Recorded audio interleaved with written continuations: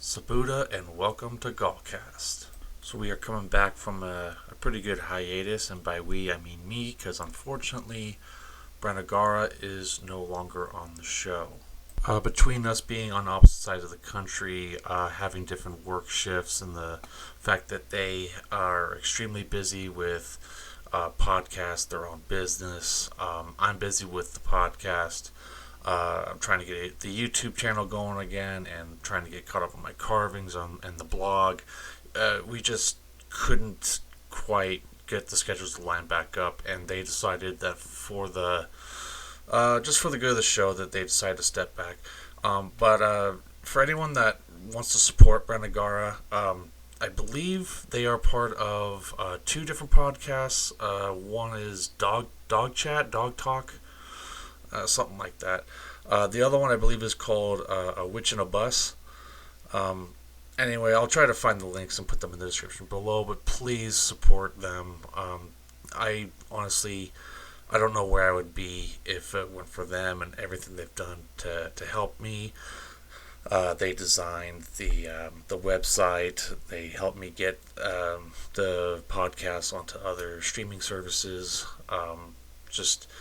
I'm just in a massive amount of debt to them, and they will probably disagree, but that's just the truth of the matter. I mean, I'm not that tech savvy, but without them, I don't know where I would be now.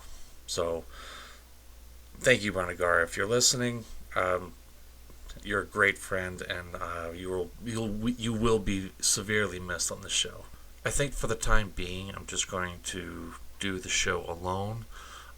It'd be a little easier to schedule with guests, because my schedule's a lot more flexible than Branagara's was. So today it'll just be me. For the fans of the YouTube, first off, I am blown away by the new subscribers and just the beautiful messages I've gotten from people, and because the YouTube went on a longer hiatus than the podcast did, and clearly stepping back and just kind of taking a break showed how much the YouTube was appreciated. The reason for the break was because I got really burnt out. I had made so many videos back to back to back that I overdid it, and I just mentally I needed to step back for a little bit. And the last video I made that's not gameplay took a lot out of me. The fact that I didn't even notice the glaring spelling mistake in the thumbnail really got to me. But there were other issues with that episode, and I'm actually going to redo that for the future. I'll keep the original up for now, but I do plan on redoing the kind of creatures of Gaulish polytheism. It was fun, but I rushed it so much to get it on Halloween that I rushed way too much. I overstepped my bounds a little bit because I was working with the BNG group, and I didn't coordinate with them, and I should have. And So that's a future episode down the road, and until then, I'll leave the original up, even though the thumbnail, it hurts me to look at. This will probably be a shorter episode for sure, because without another person to kind of bounce conversation off of, it's gonna be kind of weird. This is the same kind of issues I had when I did the first episode. But instead of being hunched over in a closet talking to my phone, pretending it to be a person, I'm at least out in my own little podcasting area out in the living room. I have some TV going, and it's a lot more relaxing. And I've had some time to get used to podcasting in general. So, gonna have some changes along the way. Definitely gonna have to have a guest for every episode of some kind, but I do apologize if this is a very lackluster episode, because I just couldn't put off making an episode any longer. I needed to get something out there. I couldn't keep postponing it and kind of letting my anxiety win. And it'll be fine. I'll put out some fun content, both on here and on the YouTube. But anyway, time to get to the matter at hand. So I know we've been talking about it for a while, and we kind of had a preview episode with the last episode with the Sapani Roti guys. But we're talking about traditions for the next couple episodes. And I guess the first thing to talk about is, what is a tradition? So a tradition is a belief, behavior, or folk custom passed on within a group or society with symbolic meaning or special significance, with origins in the past. So the Gaulish traditions we have today are basically the example I just gave, just with different elements and aspects of Gaulish polytheism. And just like there were different Gaulish tribes and different subcultures, kind of hybrid cultures within the Gaulish tribes, so there are different Gaulish traditions nowadays. Some examples are Bessis Neo-Galation, or BNG, which is just a modern Gaulish polytheism. There's no specific tribal reflection or anything like that. Whereas Cenobessus Bulgon is more focused on the Belgae and the Gaulish tribes of the northeastern part of Gaul. Now, the next thing we need to look at are, why are they important? Why are these traditions important? And I would say that it kind of narrows down the path, if you will. I've talked to people who are Gaulish polytheists that just kind of don't really know what to do, where to go, what purpose they could serve. Something along those lines. And these traditions can definitely narrow things down a little bit, or give a specific direction in how a person may want to go with their practice. It's also a good way to find a little niche community within Gaulish polytheism. Now we need to look at what makes a tradition. What exactly does a group need to do to be considered a tradition? If you've been listening to the show for a while, you know a common trait that all these traditions have is the development of the virtues. And every tradition has their own set. There are definitely some that are more universal, like bravery, hospitality, things like that. Some have their own virtues that are more specific to them, but that is it's kind of a set of rules, guidelines, however you want to call them, that kind of help secure, set boundaries, set limits within each of these traditions. And at the end of each episode in the past, I've covered one, not just me, but Branagara and myself have covered some of the virtues. We'll definitely do a virtue episode to kind of go over most of them, if not all of them. I mean, there's a lot of them, especially going across all the traditions. But and I'll make a YouTube video on it, most likely. Kind of going over the virtues and what they are. Mainly the more common ones, just because I like the YouTube videos to be a lot shorter. But I digress. Now, I'm not sure about Cenobessus Bulgon or Sapani Roti, but I know BNG, a big practice within that tradition is the celebration of the holidays. And they're very, very good at being consistent and doing those holidays either right on the day or at least the weekend before or after that day, and doing a special little over Discord get together and discussion, just having fellowship and community, usually having a ritual being involved in some way. Another aspect of traditions that I don't think Branagar and myself really talked about a whole lot, and that's myth building and storytelling. I know in BNG and Cenobes's Bolgon, there are folks who love to create myths and create stories that involve the gods, just making a new mythology, seeing how Gaul's polytheism has little to none whatsoever when it involves our deities. Our Daewoi are so underrepresented just in general that it's honestly up to us to create new myths, new stories to tell of our culture and our beliefs. Political activism and charity is another aspect of traditions that I see, and I feel like we've kind of underreported. We definitely touched on it more at the last episode, but just getting involved with the community and defending people, standing up for the right things, calling out evil where you see it.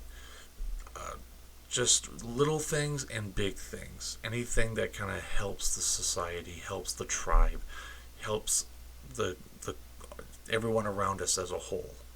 These are all definitely things that are all part of all traditions. BNG, Cenobes's Bolgon, Saponia Roti, all of them participate in activism in one way or another. I know I keep referring to those three specifically. There are other traditions as well.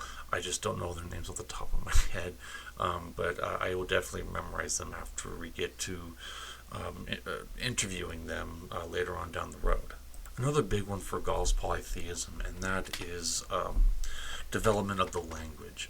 Now there are definitely some differences between the Gaulish that BNG uses and the Gaulish that Cenobes's Bolgon uses. There definitely are debates and discussions between the development of the languages, and that's okay, because there's a high likelihood that the Gaulish language back in the day was diverse. There was probably different dialects and probably subgroups of the languages, definitely depending on where the tribes were.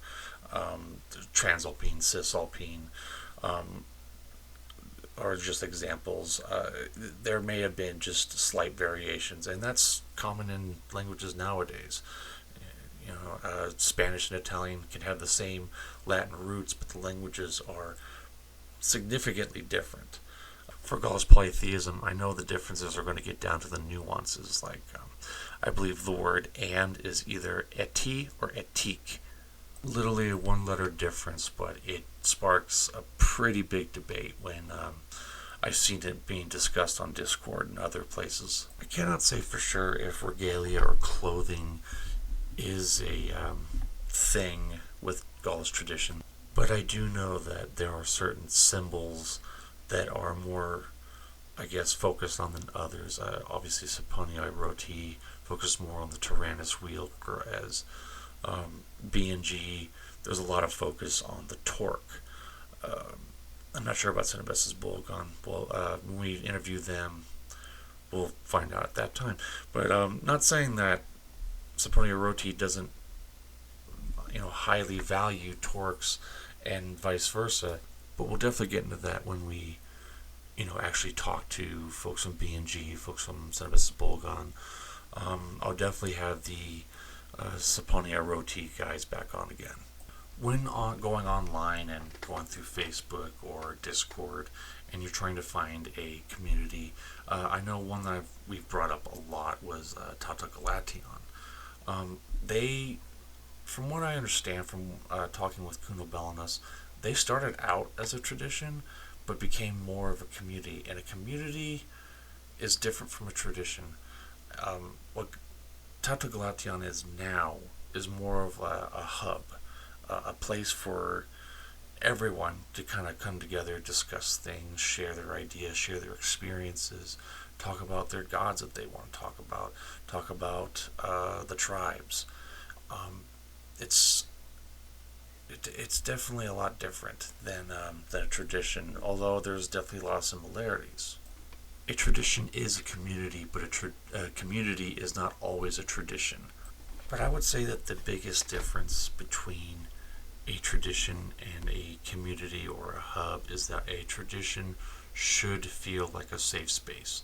That it is the one place that you are not going to get judged, that you will not get shamed or anything, that there may be discussions, but there's no arguments, nothing that's going to make you feel threatened or insecure. And I'm not bashing communities like that. Arguments do happen.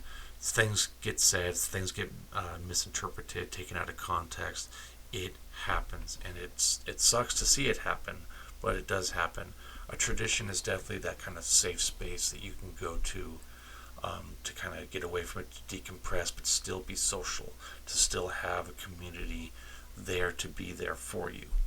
Now, if you're looking for a tradition, if you're looking for a place that is for you, you gotta follow your instincts. Trust your gut. Just see what the group's all about, see who the people are, and talk to them. But at no point should you feel like you're kind of stuck there or that you can't escape that, because that's not what a tradition is. If you are feeling that you can't get out of it, then that's not a good place to be. And don't feel like you have to pick one and then that's it. You can be in a couple traditions, you can be in every tradition you want to be.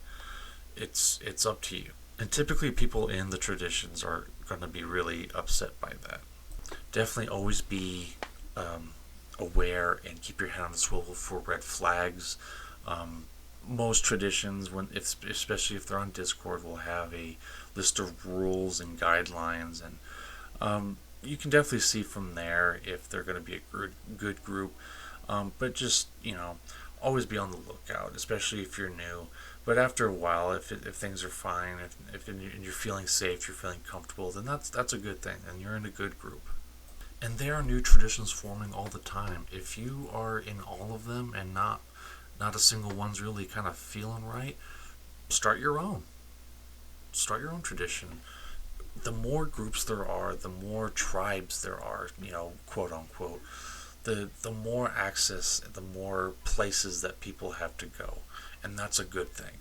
We are all Gauls polytheists. We all follow the Daewoi.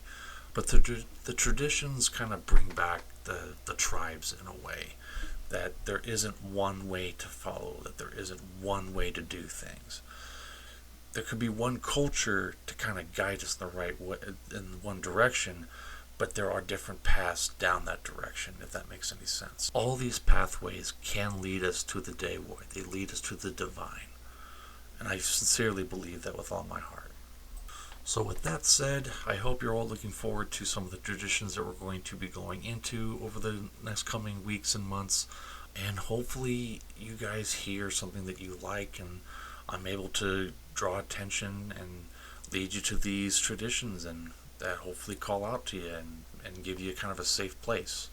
And with that, I think it's time to wrap things up. If you're interested in reaching out to chat, or maybe you have a suggestion for an episode, or just want to say hi, we have our Gmail, which is GaulCast@gmail.com. We have a Facebook page. We have a Twitter, Instagram.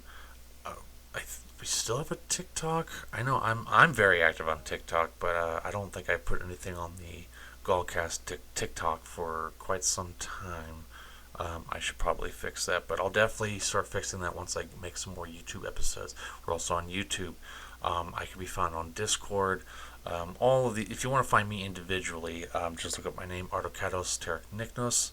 I think we still have the website, which is GaulCast.com. We might still have a Patreon. I don't know. I need to find these things out. This is why Branagara was definitely the heartbeat of this operation, because they knew things that I do not know. But they're able to focus on their own projects, their dog training business, their 2 podcasts, which again I will try to find the links to and put them in the description below. Please check them out, especially if you're a dog fan, because dogs is definitely their thing. They know a lot about dogs. The music we use is original music by Waila Genos.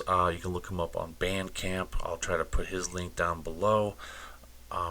just support him. He makes amazing music. He's made all kinds of theme music and the background music to the YouTube channels. It's all great stuff, and I really recommend you guys support him. Stay safe, stay cool. It's definitely hot out there right now, especially if you're in England or definitely some of the hotter parts of the U.S.